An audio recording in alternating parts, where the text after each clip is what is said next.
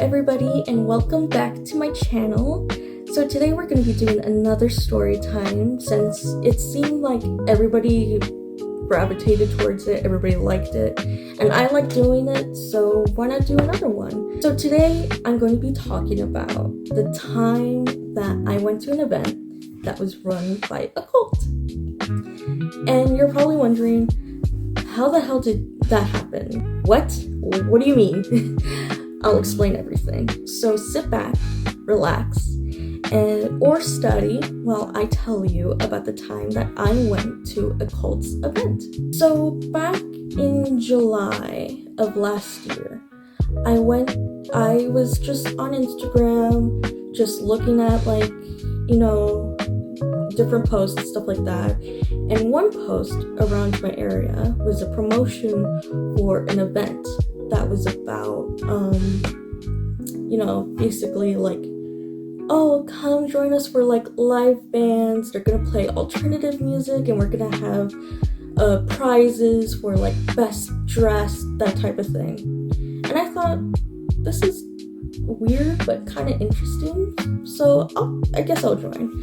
It's not weird or interesting because it was an alternative event. Let me get that straight out there.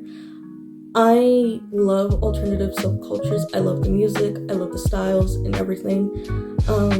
I know I don't really dress or act like I'm part of the substyles, but back in the day when I was in high school, I used to really be into Victorian Gothic and pastel goth. I still kind of am, but not too much anymore. But I will have some gothic elements into my dress or stuff like that. Anyways, so I was like, you know what? Why not? Basically, the reason why I thought it was weird though was because I never really heard of an event like this, especially in a town like mine. I'm not gonna say what town I am in for obvious reasons, but basically to get a better picture of the town that I am in, it's very MAGA, kind of conservative, Christian town. Very small, very conservative, shebang, all that. So when I heard that they were doing an event that was basically the opposite of that, I was like, oh my goodness, that's so cool. I would love to go to an event like that. That sounds really neat. And, we need more events that are gravitated towards more younger people and that are, not just one size fits all kind of event, just for specific people, And I think that's really cool. So I was like, oh my goodness, I'll go. Because I'll meet some cool people probably, and then I get to listen to cool music that I like. Why not? So I get my tickets, I tell my friend to come with me and be best dressed for the prize. You'll see later what that prize is. And when we get there, it's a pretty good turnout. I was surprised that it was as big as it was. It wasn't enormous, but it was a good number of people where it was oh, there's a demand for this. So I was like, oh my goodness, this is so cool. I can't believe this has such a good turnout. Alternative people actually live in this town. That's crazy and cool, and I think that would be really cool to meet with these people and mingle and stuff like that. So I go and mingle with a bunch of people. There's some hot dogs and drinks. I eat, drink, that type of stuff. But one thing that was kind of odd, well, a lot of things were odd. One thing that kind of made me weirded out was that they had rows of chairs. So, by the way, the setting is at a park under a cabana type place, and it's there's already tables, but they added some chairs, but they're in like rows, so it's like kind of like a concert row type thing, which wouldn't be bad on its own. However, they specified not to dance or mosh pit, which is very odd and very interesting. If you're alternative, you already know, like, that's okay. What? Because if you don't know, in the alternative scene, there's a thing called mosh pitting or moshing, basically, and you know, it's basically you just go in a circle, you start like basically just, you know, like that, just running towards people, kind of like swinging and just like kicking and like just like headbanging, pogoing, all that kind of stuff, just to get that energy and like anger out. But they said not to do that at an alternative event that's more geared towards punk, which is the birthplace of mosh pitting. So I was obviously confused, and a lot of people were. So a lot of people were just like, okay, so we're just gonna sit and just watch and listen to people play emo music? I guess. So the show happens. Like, it's pretty alright. Like, it's just like one band doing like a lot of popular song covers, and it's nice. It's kind of a vibe, not gonna lie. It was a vibe. And then they play a Linkin Park song. And if you don't know, Linkin Park, mostly the history is that TDLR, lead singer Chester, was dealing with a lot of depression. He was dealing with a lot of anxiety, and he was hurting a lot. And sadly, recently, by that point, he passed away due to a lot of circumstances that were,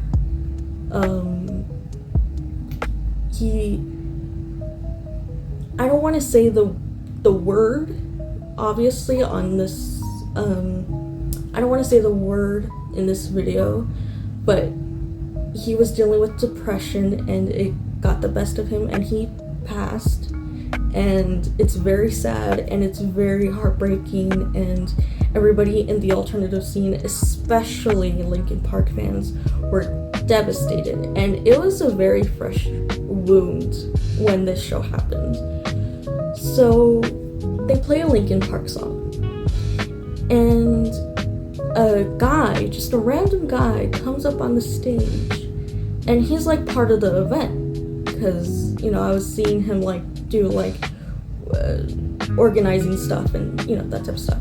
So he's part of the event, and he comes up after the song, and he's like, yeah, you know,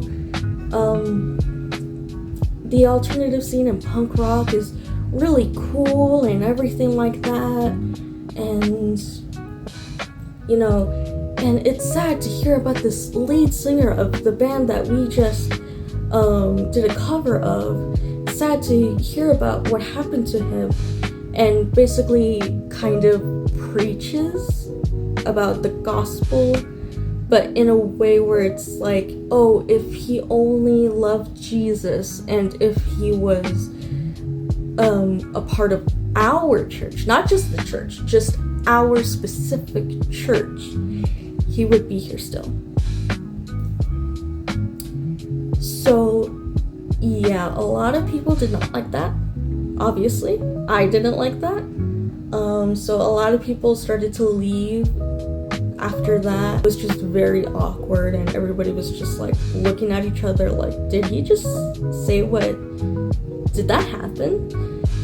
So afterwards, he's like, okay, well, we're gonna show you this video about, you know, punk rock, and, you know, just to liven the mood up type of thing. And it was like a short little Canva edit kind of video where it's just talking about the history of punk rock, but it was like very abridged, very clean, and didn't really talk about like, you know, like the fundamentals, I guess. They were just basically saying like, yeah, they were rebels, they didn't like the status quo, so they made their own status quo, like that kind of weird energy basically. But they didn't say anything, they were just saying stuff that like I guess the media and like stuff like that know about, like alternative scenes, but they didn't really talk about what actually is in the alternative scene, what happened in the alternative scene, what made it start. They were just kind of basically like, yeah, some people didn't like the status quo, so they rebelled and made their own culture, and it was cool, and yeah, that type of stuff. It was just very corny. It was so corny.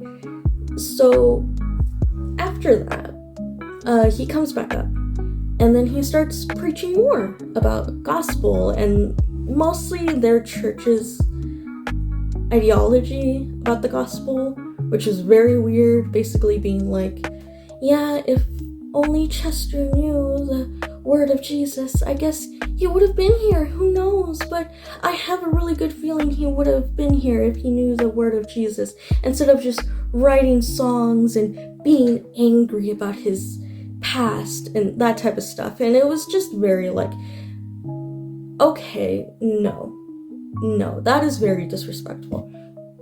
So a lot of people by this point, like, say there were like 20 to 30 people, there's probably around like half that.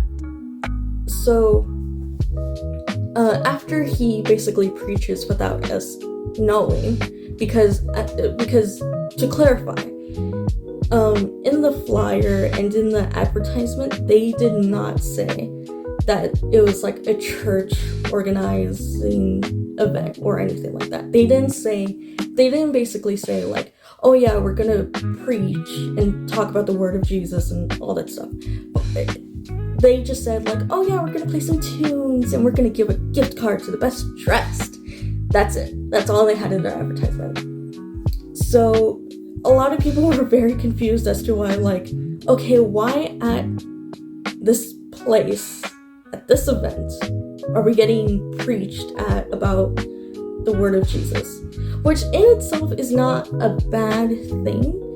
It's just interesting that they just didn't advertise it that way. They didn't advertise like half the show would be about being like going by the word of Jesus and all that stuff. Like, there's nothing wrong with that in general. It's just very interesting that the way they phrased in the advertising, how it wasn't that. So after his preaching and everything, the music starts to be mellow and very atmospheric, and if you know where this is going. Basically, he's like, if you want to be saved, raise your hands, and if you just want somebody to talk to and all that junk, come to the front and like be saved and stuff like that. And only one person came up, and to note, this one person came out of nowhere. Like, I didn't see them anywhere else. They just came out of nowhere. And the way that they were dressed seemed like, I guess, somebody's first impression, like very first impression of what a punk is supposed to look like. So think about like mixed matched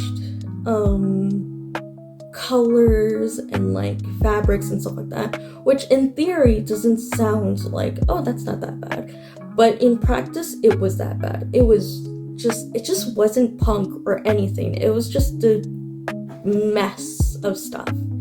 And I guess you could say like, oh well, isn't that what punk's about? In a way, yes, but you gotta admit, punk has like a look to it, and most alternative styles have a specific look. They don't just mash together random clothes, and hope for the best. That's basically what he looked like. He looked like if he just put on random articles of clothing and thought, that's punk enough. Anyways, so he's the only guy that comes up to be saved. And they're like, okay, now we're gonna do the best dressed person for our punk rock and roll event. And everybody's like, interesting. Basically, everybody is like, okay, I feel like I fear where this is going. And our fears were, confirmed. The only guy that went up there got the prize. And the prize was a gift card. However, they didn't specify what gift card. They just said a gift card. And they handed him like an envelope, but it looked completely empty. Like there was nothing in that envelope. I'm pretty sure, and I'm positive, I am 100% positive, he was a plant from that church to like kind of get people to rally up or whatever. Obviously that didn't work, so they were like, oh shit. So, and I'm pretty sure he was supposed to win the gift card. And like, you could tell there was nothing in that envelope. So like, they were like, everybody was like, oh my god, this is stupid. This is so stupid. This was a complete waste of time. And, it was just so like disingenuous, like I am fine with things being like a Christian event, I'm not a practicing Christian, but I'm also not like against Christianity as a whole. Like I have a few criticisms, but that's it. But to basically be like, oh yeah, this event has this, and this, and then be like, and then we're gonna add Jesus to it, even though we didn't say that in the advertising, which I find very interesting and very scummy. So after the show, I do a little bit of research about the organizers and like what happened basically. And I found out that the organizers, I'm not going to say who, by the way, you can guess all you want, but I'm not going to confirm or deny or do anything to basically get you guys to guess who is the organizers, who is the church, that type of thing. I'm not going to say who it is because I'm not going to start drama or anything, because I just want this to be a funny video about an experience I had. Anyways, to get that disclaimer out of the way, once I find out who is responsible for this, like I find out the organizers, and then I find out that the organizers are connected to this church. And this church in my area is known to be very cult-like. Like a lot of people are not shy about calling it a cult. And basically being like, oh yeah, like if you see this event, if you see any event with this organizer, they are controlled by this church. And this church is a cult, and they will spread their cult-like ideas to everybody. And I'm not saying like, oh, Christianity as a whole is a cult. No. Like, they're legitimately a cult. Like, they kind of twist the word about the Bible and things like that. And basically saying like, our church, not just the church, like as in like a collective of like churches and stuff. No, they're like, this specific church you have to follow, because if you don't, you're going to hell, and all religion is wrong, only this one is right, but specifically this church and our ideas are right. So it's kind of, you understand how it's a cult. It's in at most of their events, aside from the one that we went to. I've heard that people tend the organizers close the doors at like places that they hold the events at, and they kind of keep the people hostage until the event is over so that they get to hear their ideologies and stuff like that. And a lot of people are like, yeah, no, that's wrong. That's totally wrong. Just basically, it was just a weird experience. It was so weird. Like, it was just